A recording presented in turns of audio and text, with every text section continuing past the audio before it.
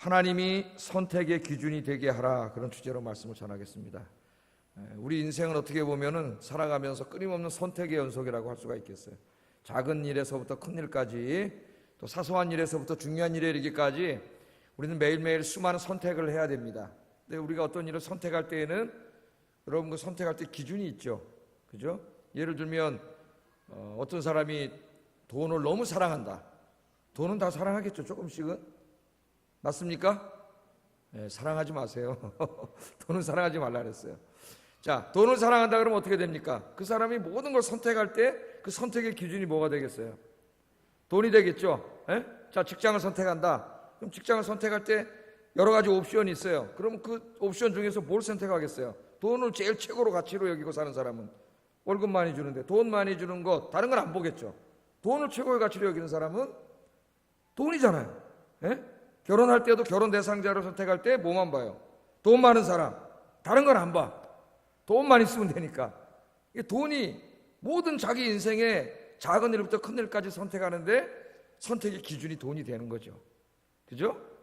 우리가 이 선택을 할 때에 그 기준이 있습니다. 사람마다. 우리는 중요한 일을 선택할 때나 어떤 작은 일을 선택할 때에도 항상 선택의 기준이 누가 되게 하라고요? 하나님이 돼야 된다는 거예요. 하나님. 어떻게 하면 내가 어떤 일을 선택해야 하나님을 더 잘 예배할 수 있는가? 주님을 위해서 봉사할 수 있는 시간을 더 많이 낼 수 있는가? 하나님 말씀을 묵상하는 시간을 더 많이 가질 수 있는가? 하나님의 영광을 드러낼 수 있는 시간을 더 많이 가질 수 있는가? 하나님의 선택의 기준이 되면은 어떤 일을 결정할 때에 이것이 제일 중요한 것이 되겠죠. 그래서 돈이 엄청나게 많이 벌리는 일이라 할지라도 내가 그 일을 선택하는 순간 하나님을 예배하는 시간을 뺏기게 되고 봉사하는 시간을 뺏기게 되고, 만약 그렇게 된다면은 하나님을 선택의 기준으로 삼고 사는 사람은 그 직장을 선택하지 않을 거예요. 그죠? 조금 돈이 덜 벌리더라도 하나님을 더 잘 예배하고 섬길 수 있는 것을 선택할 거예요. 그러니까 선택할 때 기준이 굉장히 중요한데 그 기준이 우리의 평생을 좌우합니다. 오늘 이제 주인공인 아브라함을 보면은 아브라함 그 선택의 기준이 하나님인 사람이고, 또 한 사람의 주인공인 롯은 그 선택의 기준이 돈인 사람이에요. 돈. 이 두 사람의 인생이 많이하게 달라집니다. 그래서 오늘 이 말씀을 통해서 우리는 롯과 같은 사람이 되지 말고 여러분 중요한 일을 선택할 때 항상 하나님이 여러분 인생의 제일 중요한 중심에 있기를 주의 이름으로 축복합니다.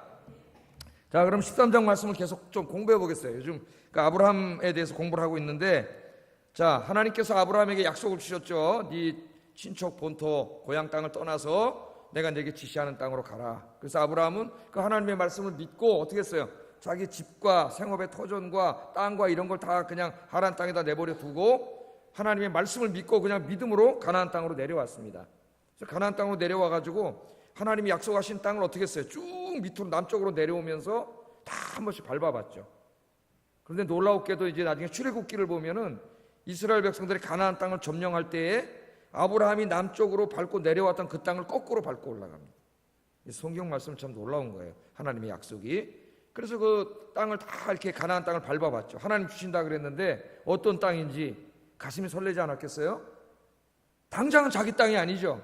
당장은 자기 땅 한 평도 없어요. 거기 다 다른 사람들이 살고 있어요. 근데 하나님 너와 너 자신의 자손에게 준다 그래요, 그 땅을.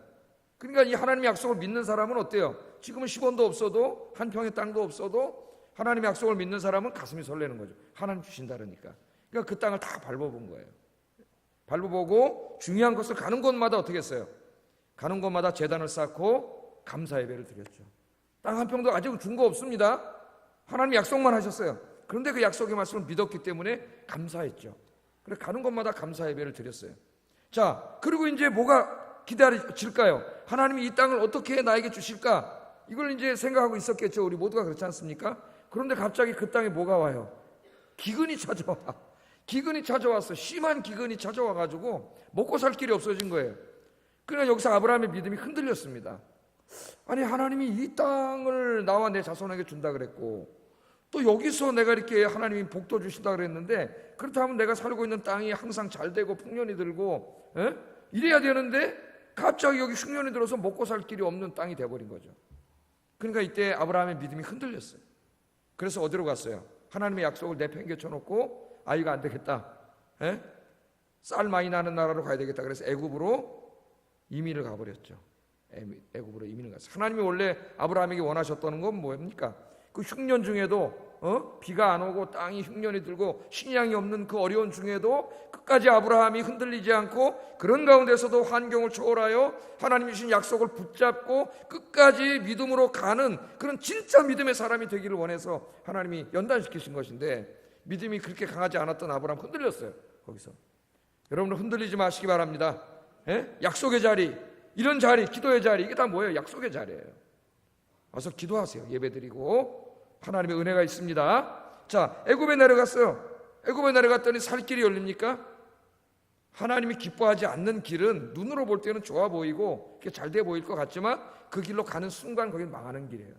여러분 우리가 그걸 알아야 돼요. 그 길로 가면 안 됩니다. 절대로 가면 안 되는데, 실타래 제가 비유로 들잖아요. 맨 처음에 CD 엉키면 어떻게 돼요? 잘 풀어야 되는데 쭉쭉 당기면 잘 나와요, 안 나와요? 시원시원하게 나오죠.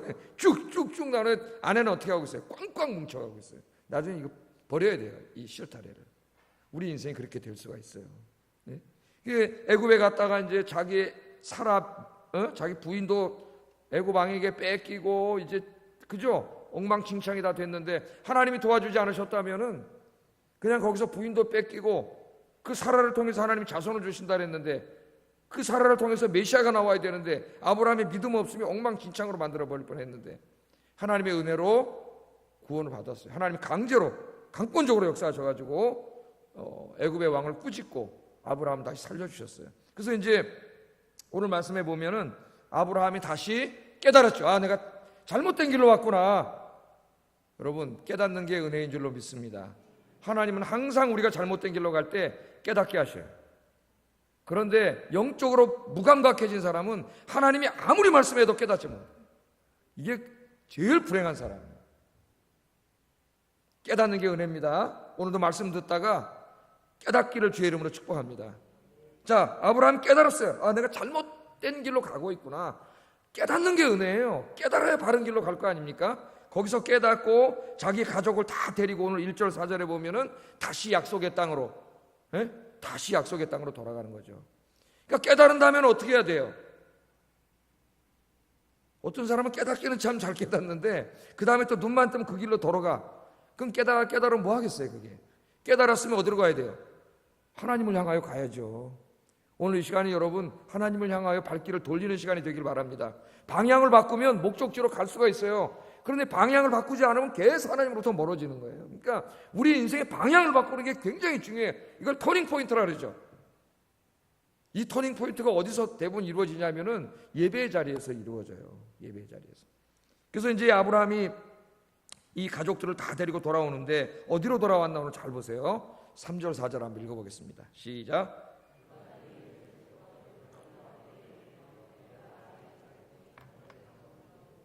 그가 처음으로 제단을 쌓은 곳이라 그가 거기서 여호와의 이름을 불렀더라.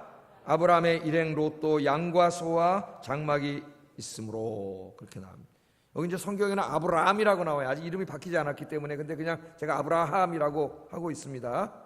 이제 아브라함이 바뀌어서 아브라함이 되는 거죠. 아브라함은 온 열방의 아버지라는 뜻이에요. 원래 하나님이 아브라함을 택했을 때 아브라함을 뭘로 만들라 그랬어요? 한 가문의 아버지가 아니라 온 열방의 믿음의 아버지로 만들라 그랬죠. 하나님을 이렇게 크게 쓰시려고 했기 때문에 하나님이 훈련을 많이 시켜요. 왜? 그 큰 그릇이 되려면은 훈련을 받아야 돼요. 하나님의 연단을 받아야 돼요. 그 연단과 훈련은 쉬운 게 아니에요. 쉬우면 훈련이 아니죠. 여러분 우리나라 군인 중에서 해병대, 공수부대, 막 특공대 이런 군인들은 어때요? 우리나라 최고 센 군인인데 이 사람들은 훈련이 얼마나 센지 모릅니다. 진짜. 정말 인간의 한계를 왔다 갔다 하는 훈련을 받죠. 그 훈련을 다 받아야 해병대가 되는 거예요. 해병대가. 누구도 무서워하지 않는, 귀신도 잡는다 그러잖아요. 귀신 잡는 해병대가 되는 거예요. 진짜로. 훈련을 그냥 느슨하게 시켜놓으면은 당나라 군대가 되는 거예요. 우리나라 군대가 지금 걱정이 돼요. 지금 요새 제 조카도 군대가 있는데 휴대폰을 다 쓰게 해가지고 휴대폰비가 엄청나게 나오고 애들이 다 일과 끝나면 휴대폰 이러고 있어가지고 글쎄 참 잘 모르겠습니다. 이게 이 나라가 어떻게 되려고 이러는지. 군인은 강해야 되는데 이래가지고 이게 나라가 지켜지겠나 그런 지금 이게 걱정이 돼요. 이 얘네들이 전쟁을 제대로 하겠나 이런 생각이 들어요. 가끔 이제 운동을 하다 보면은 저기 세터민들 애들이 나와서 축구 옛날에 좀 했었어요. 세터민들하고. 근데 세터민들 이렇게 보면은 키가 다 나만해. 대고 저만해. 잘 못 먹어가지고 군인들 몇 년씩 군 생활하다 오고 그런 애들인데 눈에서 살기가 등등. 여기 왔는데도 살기가 등등해요. 그래서 막 축구하다 승질이 나와가지고 오래전 일인다만 막 욕설을 해요. 막 싸우려고 막 씩씩거려요 애들이. 그러니까 그 걔네들 이끄는 그 총무라는 사람이 다 때리더라고. 못 때리고. 그래서 내가 그러지 말라고 그러니까 목사님 안 됩니다. 쟤들은 살기가 등등해가지고 여기 와서 살기를 빼지 않으면 안 된다는 거예요. 혼내야 된다는 거예요. 저런 게 나오면은 막 살기가 등등해요. 군생활 10년씩 하는데 어떻게 이기겠어요? 설교가 또 군대로 갔네 갑자기. 하나님이 이렇게 강한 군사를 만들기 원한다는 거예요 우리를. 그래서 아브라함 훈련시키는 거예요. 훈련시키는 거예요. 자, 그 아브라함이 이제 이걸 깨닫고 다 돌아오는데 어디로 돌아갔습니까? 어디로 돌아갔다 그래요? 베델과 아이 사이. 지도를 보면은 베델과 아이 사이. 이제 찾으셨죠? 보이죠? 좀 빨간 걸로 아이와 파란색 베델. 그 사이. 그 사이로 돌아갔어요. 뭐 그 사이가 어디 있는지 뭐 우리가 뭐 모르면 어떻습니까? 사해바다 예루살렘 위에 거기 있는 그곳인데 약속의 땅의 중심부죠. 중심부. 근데 왜 거기로 아브라함이 돌아갔냐 이거예요. 애굽 땅에서 실패한 다음에 하나님의 은혜로 깨닫고 내가 잘못된 인생을 살았구나. 그리고 다시 하나님께로 돌아가는데 어디로 갔냐면 바로 거기로 갔어요. 왜 베델과 아이 사이로 갔다 그랬습니까? 거기가 어떤 곳이에요? 아브라함이 처음으로 제단을 쌓은 것이에요. 약속의 땅에 하나님의 약속을 받고 가나안 땅에 내려왔을 때 하나님의 은혜가 너무나 감사해서 처음으로 감사의 제단, 감사의 예배를 드렸던 곳이 어디예요? 바로 아이와 베델 사이 거기에요. 네게브 땅. 아브라함이 다시 이곳으로 돌아왔다는 거예요. 그러니까 이것은 단지 지정학적으로 여기 돌아왔다는 것만 말하는 게 아닙니다. 여기는 지금 창세기 저자인 모세가 굉장히 중요한 걸 우리에게 상징적으로 이야기하고 있어요. 그게 뭐예요? 아브라함이 어디로 돌아온 거예요? 하나님께 제일 먼저 예배드리던 자리로 돌아온 거예요. 그러니까 아브라함은 왜 저리로 갔겠어요? 다시 자기의 하나님을 떠났던 이 믿음이 다시 영적으로 회복되고 하나님 앞에서 새로운 시작을 하려고 돌아올 때 어디로 돌아온 거예요? 예배의 자리로 돌아온 거예요. 할렐루야. 영적인 침체에 빠질 때가 있어요. 누구나. 목사는 빠질까요? 안 빠질까요? 목사도 뭐 그렇게 큰 시험에 들지 않겠지만은 때로 영적인 침체에 빠질 때가 있습니다. 때로는 설교를 너무 많이 준비하다가 설교 회의를 느낄 때도 있고요. 그런 게 찾아와요. 때로는 약간 휴식이 필요할 때도 있고 목사도 다 그렇죠. 또 하나님 앞에 매달리고 기도하다가 하나님의 은혜로 채워주세요. 여러분도 영적인 침체가 올 때 있어요? 없어요? 어떨 때 막 너무 기쁘다가 금요일날 갑자기 기도에 가기가 싫어지고 그래서 한 주, 두 주 빠지다 보면은 여러분 빠지지 마세요. 마귀는 습관이 들게 해요. 한 번, 두 번 빠지면 이 자리에 오기 힘들어집니다. 여러분. 다른 데 가게 돼요. 그래서 이 예배의 일은 중요해요. 그래서 모든 우리 신앙의 이 회복은 어디서 시작되느냐? 다시 하나님의 예배드리는 자리로 돌아올 때 거기서 시작되는 거예요. 오늘이 여러분 영적으로 회복되는 이 귀한 시간 되기를 주의 이름으로 축복합니다. 잘 오셨어요. 이따 기도할 때 이런 걸 가지고 기도하세요. 우리 가족을 위해서 한 10분 동안 기도하잖아요. 자신과 가족을 위해서 기도할 때에 그런 걸 위해서 기도하시라. 오늘 기도회가 내가 이 영적인 침체에서 벗어나서 다시 하나님께로 돌아가는 그 자리가 되게 해달라고, 아브라함의 자리가 되게 해달라고 여러분 기도하시고, 오늘 여기서 주님 만나고 은혜 받고 정말 하나님의 은혜와 은총으로 충만해서 오늘 돌아가시는 이 자리 되기를 주의 이름으로 축복합니다. 그래서 아브라함이 돌아간 거예요. 그러니까 여러분도 영적으로 침체됐을 때 제일 먼저 어디로 돌아가야 돼? 예배 시간으로 돌아가. 예배 자리로. 예배부터 내가 시작해야 되겠다. 그래, 예배 빠지던 습관을 버리고 그 시간 다 다른 스케줄 다 치워버리고 어떻게 해야 돼요? 하나님 앞에 예배 드리러 가야 되겠다. 거기서부터 여러분 인생이, 축복의 인생이 새롭게 시작되는 거예요. 여러분 인생을 돌아보세요. 지금 여러분 인생에 제일 중요한 게 뭡니까?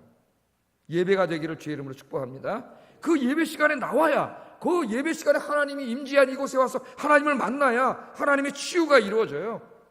여러분 마음속에 걱정과 염려와 불안도 하나님 다 제거해 주시고, 여러분 마음에 기쁨과 평안도 주시고 하나님이 만지고 치료해 주세요.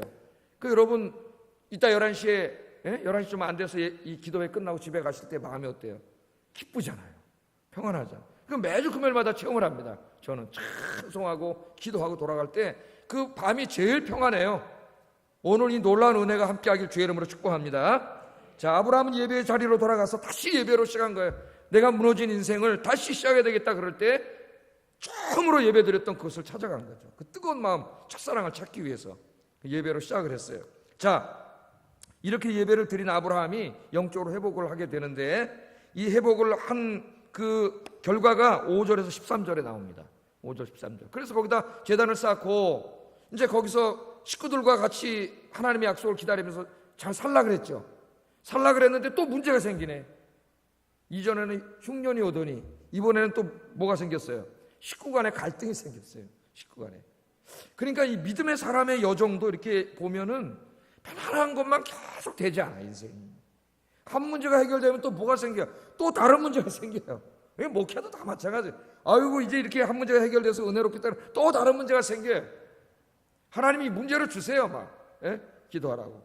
자, 흉년이 이제 해결됐고 은혜의 자리로 돌아와서 예배를 드리고 온 가족이 다 예배 드렸을 거 아니에요. 자기 식소들과 또 누가 있어요, 지금? 아들처럼 저 갈대아우로부터 데리고 왔던 누가 있어요? 자기 조카 롯이 있지 않습니까? 롯의 아버지는 일찍 죽었다 그랬죠? 예? 아버지가 없어. 아브라함은 자식이 없어요. 아브라함이 큰아버지야. 그러니까 아브라함 따라다녔는데 말이 조카이지 그냥 아버지예요, 아버지. 아버지 아들 사이나 마찬가지죠. 그런데 이 둘 사이에 또 갈등이 생기는 거예요. 가족 간에 갈등이 생기면 얼마나 힘들겠어요, 여러분? 또 갈등이 생겼어요. 자, 여기 보면 어떤 갈등이 생겨요? 두 사람이 다 소유가 많다 그랬어요. 우양이 많았습니다. 두 사람이 다 우양이 많아지니까 여기서 문제가 생겼는데, 이 좁은 땅에서 두 사람이 우양을 치다 보니까 어떤 일이 벌어졌어요? 이 종들 간에 다툼이 벌어졌어요. 종들 서로 어떻게 하겠어요? 좋은 목초지 차지하려고 서로 그러다 보니까 롯의 종들과 아브라함의 종들 사이에 이게 다툼이 벌어진 거예요. 다툼이 서로 좋은 손 좀 하려고 그러잖아요. 그러니까 싸움이 벌어진 거죠. 싸움이 삼촌과 조카 사이지만 사실 아버지와 아들 사이에 다툼이 벌어진 거랑 마찬가지입니다. 자칫 잘못하면은 삼촌과 조카 사이가 지금 원수가 될 상황이에요. 요즘 뭐 우리나라에 이렇게 재벌들 이제 갑자기 저 대한항공 사장도 죽고 그러면 그 자식들이 있잖아요. 그런 자식들 회사를 이렇게 이제 경영을 다 인계받아야 되는데 받을 수가 없어요. 자식들끼리 갈라져서 싸우고 다 주식을 뭉쳐도 지금 경영권 방어가 될지 말지 안 돼. 이렇게 되고 형제끼리 이미 또 다투고. 이 보니까 내가 가만히 보니까 늘 봐오는 건데, 돈이 많으면은 절대 그 다음에 자식들이 화평하게 살기가 아주 살 수 없다 그러는 건 그렇고 정말 어렵다는 걸 제가 알게요. 어렵다는. 왜? 아버지 엄마가 남겨놓은 재산을 조금이라도 더 갖기 위해서 그 다음부터 형제들은 다 원수가 되더라고요. 돈이 상당히 많이 갖고 있는 사람이 죽으면 대부분의 경우에 세상 사람들은 다 형제간의 원수가 돼요. 왜? 그거 서로 더 얻으려고 싸우는 거예요. 돈 앞에 형제가 뭐가 없더라고요. 부모 자식도 없어요. 어제 텔레비전에 보니까 큰아들하고 엄마하고 재판을 계속하는 거예요. 땅 때문에. 보신 분 있죠? 제보자들인가 뭔가 80이 넘은 어머니하고 60이 넘은 아들하고 땅을 놓고 계속 재판을 하는 원수가 됐어요. 엄마하고 아들하고 이 재산 문제를 놓고 이 돈 때문에 지금 이 급이 가가지고 이게 평생 맺은 관계가 다 깨지게 생겼어요. 이걸 어떻게 해결할 것인가? 근데 아브라함이 여기서 그 얼마나 이 믿음과 인격의 사람인가를 우리에게 보여줍니다. 여러분도 이렇게 사세요. 앞으로 모든 관계 속에서. 자, 이런 문제가 생기니까 아브라함이 롯을 불러가지고 이렇게 말을 합니다. 해결책을 제안하는 거죠. 윗사람이 해결책을 제안을 해야죠. 그런데 윗사람이라고 자기에게 유익이 되게만 다 해결을 해놓으면 싸움이 나는 거지. 자, 8절 9절 한번 읽어보겠습니다. 시작.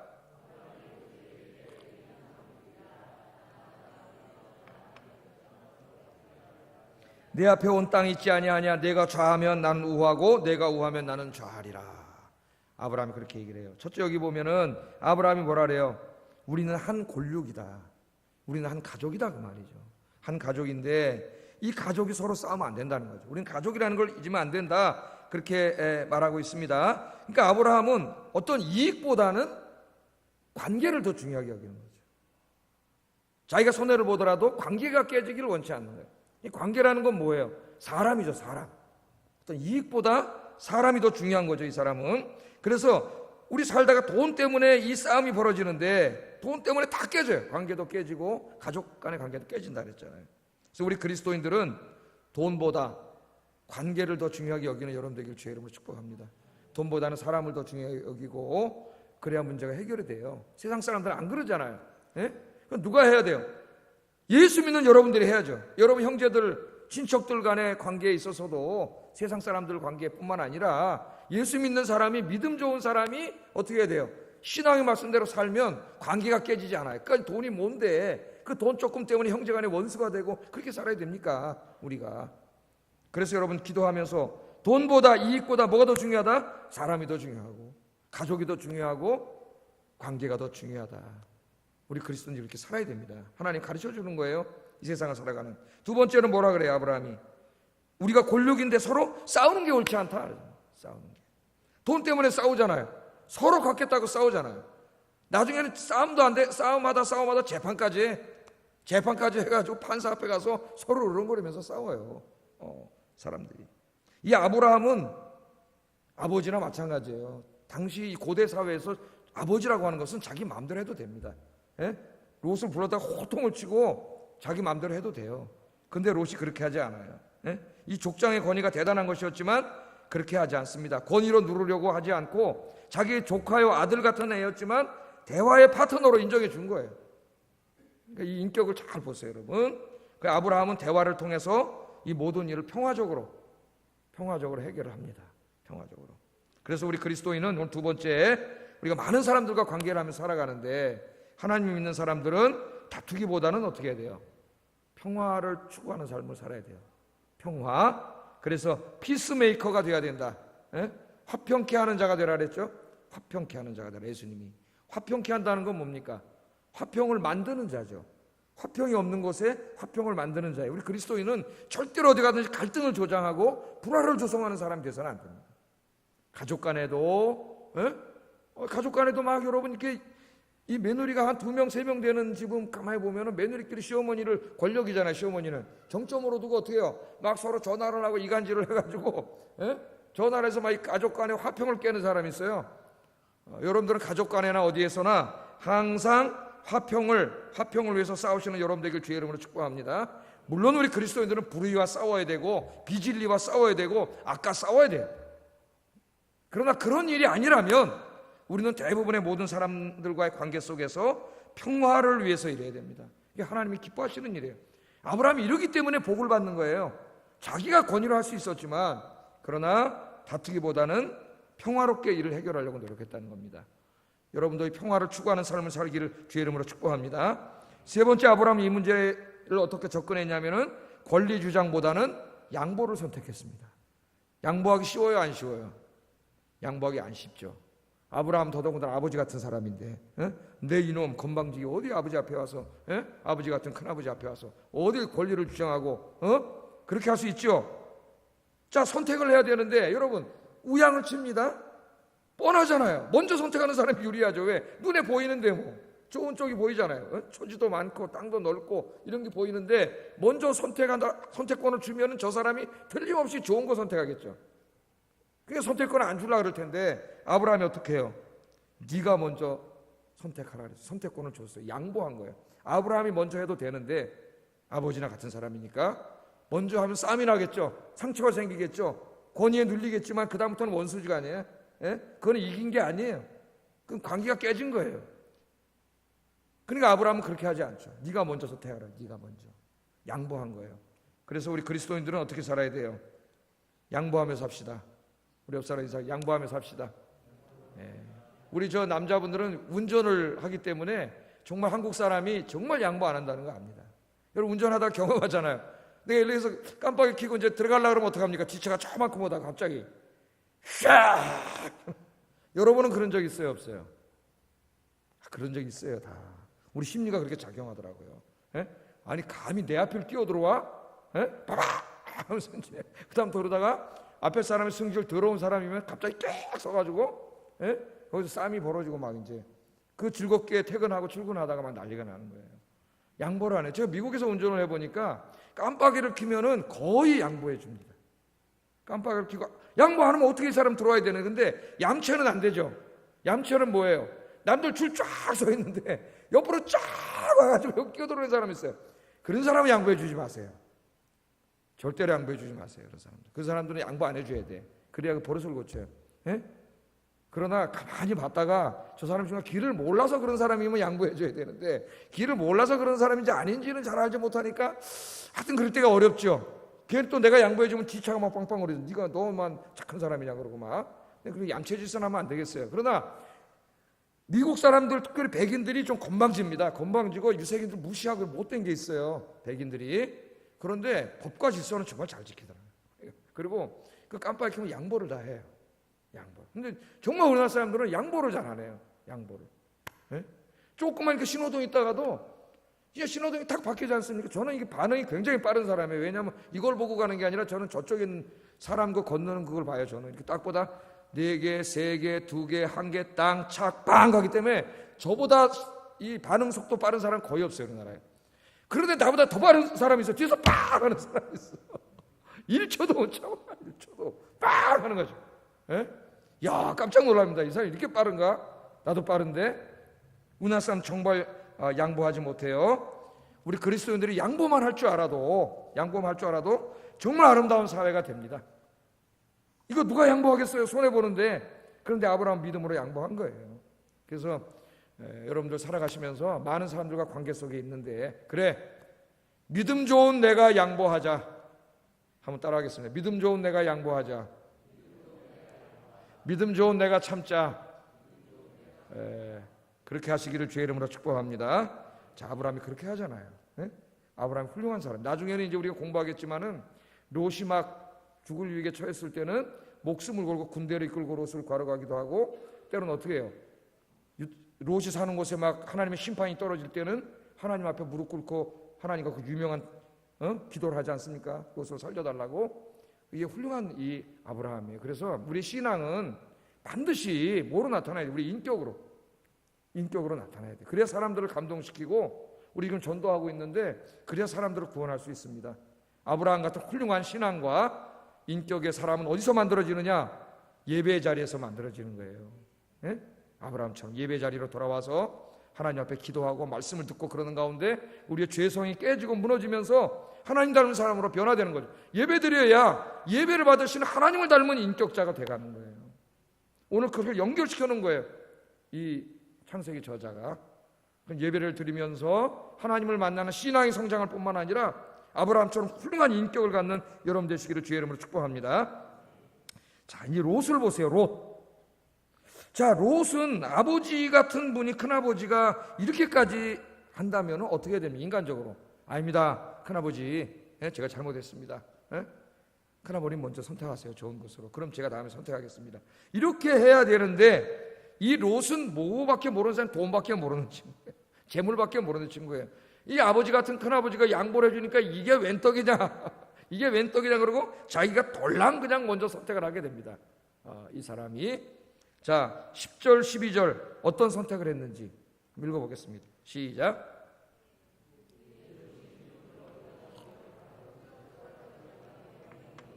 여호와께서 소돔과 고모라를 멸하시기 전이었으므로 여호와의 동산 같고 애굽 땅과 같았더라. 그러므로 롯이 요단 온 지역을 택하고 동으로 옮기니 그들이 서로 떠난지라. 아브라함은 가나안 땅에 거주하였고 롯은 그 지역의 도시들에 머무르며 그 장막을 옮겨 소돔까지 이르렀더라.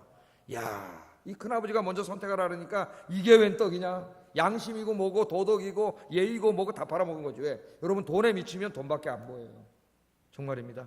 돈에 미치면 아무것도 안 보여요. 돈밖에 안 보여요. 그래서 돈은 절대 살아가면 안 돼요. 네? 아무것도 안 보이는 거예요. 그러니까 내 우양이 잘 되고 내가 부자 되는 길을 딱 보니까 저쪽 소돔 땅이 있는데 거기를 보니까 초지가 쫙, 예?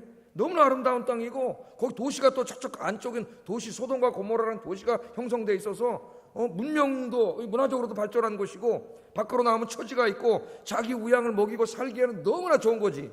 그래서 성경에 뭐라 그랬어요?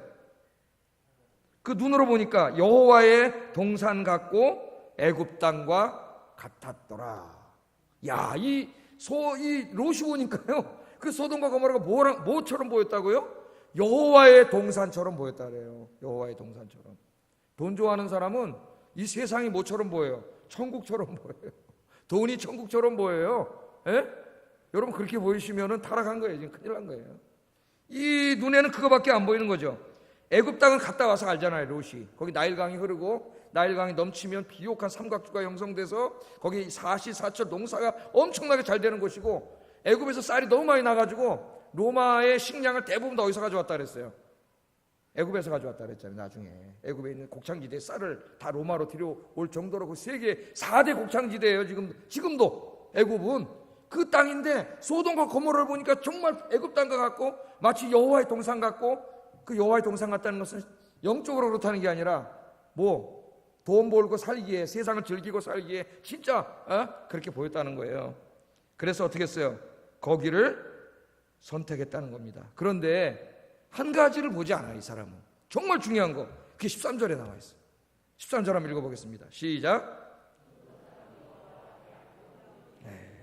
그 소돔 땅은 그 물질이 풍부한 곳이고 문명이 발달한 곳이고 푸른 초장이 많은 곳이면 틀림없어요. 애굽 땅과 같고 진짜 돈 좋아하는 사람에게는 여호와의 동산같이 보이는 곳이지만, 영적으로 그것은 지옥 같은 곳이에요. 어떤 곳이에요? 여호와 앞에 악하며 큰 죄인이었더라. 거기는 뭐예요? 여호와 하나님을 섬기는 곳이 아니고, 거기는 죄악이 관영한 곳이고, 우리 나중에 보게 되지만 막 동성연애와 음탕한 음란과 포악이 가득 찬 도시예요. 거기 지금 자기 딸이 있습니다. 자식들이. 여기에 데려가서 하나님을 섬기고 자기 자식들이 신앙생활을 하고 여호와를 경외하는 그런 삶을 살 수 있을까요? 그렇게 살 수 없는 곳이에요. 여기는 하나님이 기뻐하지 않는 곳이에요. 그런데 돈을 너무나 사랑했던 롯은 이런 거는 아예 보이지 않는 거죠. 자기 인생에 제일 중요한 걸 선택할 때 지금 롯은 제일 중요한 분을 제껴놨어요. 그게 뭐예요? 하나님이에요. 하나님을 예배하고 자기 자식들을 신앙 안에서 키우고 양육하고, 그죠? 하나님 말씀에 순종해 살고 하나님을 예배할 수 있는 그것을 택한 게 아니라, 그것을 하기에 제일 부적합한 땅, 단지 돈 많이 벌 수 있다는 거, 그거 하나만 보고 롯은 그 땅을 택해버렸습니다. 그 땅. 나중에 어떻게 돼요? 이제 거기에 하나님의 유황불 심판이 임해서 다 죽지 않습니까? 아브라함이 아니었다면 롯은 죽었을 거예요. 거기서. 아무리 우리 눈에 좋아 보이더라도 하나님이 보기에 좋지 않은 곳은 여러분 가지 마시기를 주의 이름으로 축복합니다. 아무리 여러분 세상의 눈으로 보기에 풍요롭고 돈 많이 벌 것 같아도 하나님을 섬기는 데 방해되는 것은 절대로 선택하지 않기를 주의 이름으로 축복합니다. 그 길은 망하는 길이에요. 잠깐은 좋게 보일지 몰라도 그건 반드시 망하게 돼 있어요. 그 죄악의 길 속에는 우리는 절대 그 길로 가면은 안 됩니다. 그래서 여러분, 우리 인생에 직장을 선택하고 배우자를 선택하고 여러 가지 많은 일을 선택할 때 우리는 어떻게 보면 제일 중요한 인생에, 자기가 제일 중요한 인생에 그것을, 직장이나 배우자 이런 걸 선택할 때 그 믿음이 좋다는 사람들도 제일 중요한 걸 선택할 때 제일 중요한 분을 제일 하찮게 여겨요. 이걸 선택할 때 누구를 제일 먼저 선택해? 하나님을 제일 먼저 바라봐야지. 하나님을 예배하고 그분을 섬기고 봉사하고, 이런 거는 선택의 10가지 기준이 있다면 10번째도 안 돼. 제일 끝에는 내가 다 버리고 돈 많은가, 뭐 풍요로운가, 이런 배경이 어떤가, 뭐 학교 나왔나, 이런 것만 보는 거죠. 물론 그런 것도 어느 정도 봐야 되겠지만은 사람들이 비슷해야 되겠지만, 제일 중요한 게 뭐예요? 하나님이라는 거 잊지 마세요. 하나님. 내 평생에 이 사람과 결혼해서 하나님을 잘 섬기는 가정을 이룰 수 있는가? 이게 제일 중요하잖아. 그게 안 되는데 여러분, 제일 중요한 게 안 되는데 어떻게 하겠어요? 그게 이룰 수 있는가? 내 직장, 이 직장을 택해서 내가 하나님을 예배하고 정말 시간을 내서 주님 전에 봉사할 수 있는가? 그런 게 제일 중요하겠죠, 선택을 할 때. 인생의 제일 중요한 일을 선택할 때 왜 이 중요한 것을 생각하지 않느냐, 이게 너무나 안타까운 일이에요. 오늘 아브라함이 어떻게 합니까? 아브라함은 어떻게 했다 그랬어요? 오늘 말씀해 보면 아브라함은 하나님의 약속을 믿고 있어요. 그런데 하나님이 약속하신 땅을 지금 이렇게 보니까 소돔과 고모라는 풍요롭고, 그런데 하나님 주신 땅에 아무것도 없네요. 여기 지금 땅도 한 평 없을 뿐만 아니라 그 땅도 엉망진창이야. 그런데 12절에 보면 뭐라 그랬어요? 아브라함은 가나안 땅에 거하였고, 약속의 땅에 거한 거예요. 왜? 하나님이 그 땅을 준다 그랬고, 그 땅을 자식들에게 준다 그랬고, 복을 주신다고 약속했기 때문에 지금 눈에는 아무것도 보이지 않지만 그 땅에 있어야 하나님을 예배하고 경배하고 자식들을 거기서 믿음으로 키우고 그렇게 할 수 있기 때문에 아브라함은 어떻게 했어요? 아무것도 없어요. 지금 보이는 것도 없어요. 황무지예요. 그런데 아브라함이 거기를 택했다는 거예요. 아브라함이 그 땅을 택하니까 하나님이 너무 기뻐하셨습니다. 그래서 하나님이 찾아오세요. 그래서 두 가지 복을 약속해 주세요. 17절, 14절, 15절 우리 화면 보면서 한번 읽어보겠습니다. 하나님 찾아오셔서 약속하신 거예요. 시작. 동쪽과 서쪽을 보라. 보이는 땅을 너와 내 자손에게 주리니 영원히 이르리라. 아멘. 또 17절 너는 일어나 그 땅을 종과 횡으로 두루 다녀보라. 내가 그것을 내게 주리라. 소돔과 고모라로 롯은 가버리고 아브라함은 이제 눈에 보이지만 아무것도 없는 보잘것없는 땅 거기에서 그냥 거주하고 있을 때 하나님이 기뻐하신 거죠. 왜? 아브라함은 선택의 기준이 뭐예요? 하나님이죠. 하나님. 지금은 아무것도 없어도 하나님의 약속을 붙잡았고 하나님을 붙잡은 거예요. 그럴 때 하나님 너무나 기뻐하신 거예요. 여러분 지금은 아무것도 보이지 않고 부족한 것 같고 작은 것 같고 다른 것에 비교해서 좀 낮은 것 같다 할지라도 그것이 하나님을 섬기기에 가장 좋은 것이면 그것을 택하세요. 그러면 그 미래는 엄청난 차이가 납니다. 당장은 아닌 것 같지만 왜? 하나님 복을 주세요. 하나님 뭐라 그랬어요? 너 있는 쪽 동서남북을 바라보라. 동서남북. 여러분 믿음은 바라보는 거예요. 예? 현재 아무것도 없어도 하나님의 약속을 붙잡고 여러분 미래를 바라보시기 바랍니다. 예? 오늘 와서 기도하세요. 우리 젊은 여러분 기도하세요. 여러분이 은혜의 자리로 나왔으니까 지금은 내 손에 아무것도 가진 거 없고 보이는 거 없다 할지라도 이 하나님의 약속을 붙잡고 내가 이 은혜의 자리를 지키고 믿음으로 살겠습니다. 주님을 예배하며 살겠습니다. 말씀대로 살겠습니다. 그렇게 다짐하고 아무것도 없고 작다 할지라도 믿음으로 바라보시기를 주의 이름으로 축복합니다. 동서남북을 바라보세요. 내가 이 땅을 너에게 주리라 약속하셨어요. 하나님이 주셔야 잘 되는 거예요. 여러분 하나님은 무한하신 분에 하나님의 창고는 다함이 없어요. 하나님이 열어주셔야 되는 거예요. 뿐만 아니라 16절에는 네 자식의 복을 준다 그랬어요. 아직 자식이 한 명도 없는데 지금 자식의 복을 준다 그랬어요. 16절 읽어보겠습니다. 시작. 사람의 땅에 티끌을 등에 셀 수 있을진데 내 자손도 세리라. 지금 나이는 다 노인이 됐고 자식 한 명도 없습니다. 자식이 생길 가능성 0%. 인간적으로 바라보면 0%예요. 그런데 하나님이 주신다 그래요. 믿음은 뭘 붙잡는 거예요? 하나님의 약속을 붙잡는 거지. 내 능력이나 가능성을 붙잡는 게 아니에요. 우리는 기도해놓고도 자꾸 자기 능력과 가능성을 생각해요. 그건 믿음이 아니야. 믿음은 누구를 바라보는 거예요? 약속하신 하나님을 바라보는 거예요. 하나님은 불가능한 게 없어요. 예? 믿음은 하나님을 바라보기 때문에 절망하지 않아요. 상황은 절망적이라도 하나님이 주시니까 아브라함이 믿었어요. 그 말씀을. 나중에 이 로마서 4장에 뭐라 그래요? 이 믿음을 하나님이 보시고 아브라함을 의롭게 여기셨다 그래요. 사도 바울이. 하나님이 이 아브라함을 의롭게 여기셨다 그래요. 그래서 지금은 눈에 보이지 않고 가능성도 없어 보이고 아무것도 없지만 아브라함은 오직 하나님을 선택했습니다. 하나님의 약속을 붙잡았습니다. 그럴 때 하나님께서 놀라운 복을 주셨습니다. 오늘 오신 여러분들이 인생의 가장 중요한 것을 선택할 때 하나님을 선택하시기를 주의 이름으로 축복합니다. 하나님을 예배하고 하나님께 봉사하고 그 복음을 증거하고 하나님을 기쁘시게 하는 일을 내 인생에 할 수 있는 그것을 선택하세요. 그것이 비록 아무것도 없고 작아 보이고 가능성이 없어 보이고 볼판이라 할지라도 그 하나님을 붙잡으면 하나님이 여러분에게 놀라운 축복으로 채워주실 줄로 믿습니다. 여러분의 선택의 기준이 누가 되라고요? 하나님이 되시기를 주의 이름으로 축복합니다. 기도하겠습니다.